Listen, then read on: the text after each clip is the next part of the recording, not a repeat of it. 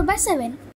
జిల్లాలో మన state union president గారు లోకేష్ గారు పాదయాత్రలో కలిసినప్పుడు మాట ఇచ్చారు, మా గవర్నమెంట్ వచ్చిన వెంటనే మేము గ్రీన్ ట్యాక్స్ తగ్గిస్తానని.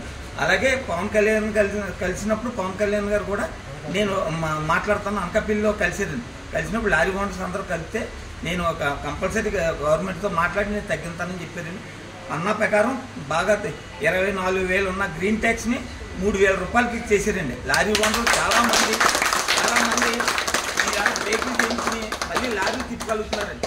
ఈ గ్రీన్ ట్యాక్స్ వలన లారీలు కన్నానికి అమ్మేశారండి. గ్రీన్ ట్యాక్స్ 24,000, 12,000, 36,000 వచ్చిందండి లారీకి ట్యాక్స్ కట్టాలంటే. నాలాంటి నేను ట్యాక్స్ కట్టలేకపోయినండి, కట్టకుండా లారీ అమ్మేశాను. ఇవాళ అందరూ కూడా గ్రీన్ ట్యాక్స్ కట్టుకుని లారీలు తిప్పుకుంటున్నారండి. మళ్ళీ ఈ మన కూటమి ప్రభుత్వం వచ్చిందంట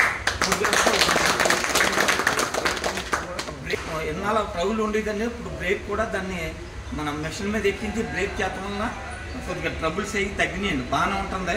అది కూడా ముందైతే కఠినంగా చేసి సిగ్నల్ లైట్ ఎలగకపోయినా దాంట్లో సిగ్నల్ లైట్ చూపించి బ్రేక్ అవ్వదు కదండి. ఇప్పుడు అలా కాకుండా దానికి రెట్టిప్లే చేసారండి.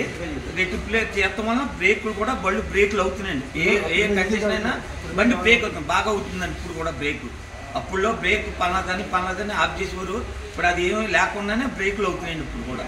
ప్రభుత్వంలో మన ఎమ్మెల్యే అయినటువంటి జ్యోతుల నెహ్రూ గారు, జగ్గంపేట ఎమ్మెల్యే అయినటువంటి జ్యోతుల నెహ్రూ గారు వీళ్ళందరి కృషి వలన మా లారీ వాళ్ళందరికీ సేవ్ జరిగింది. కాబట్టి మేము ఆయన్ని ఈ రోజున సత్కరించుకుని మా కృతజ్ఞతలు తెలియజేసుకుంటున్నాం.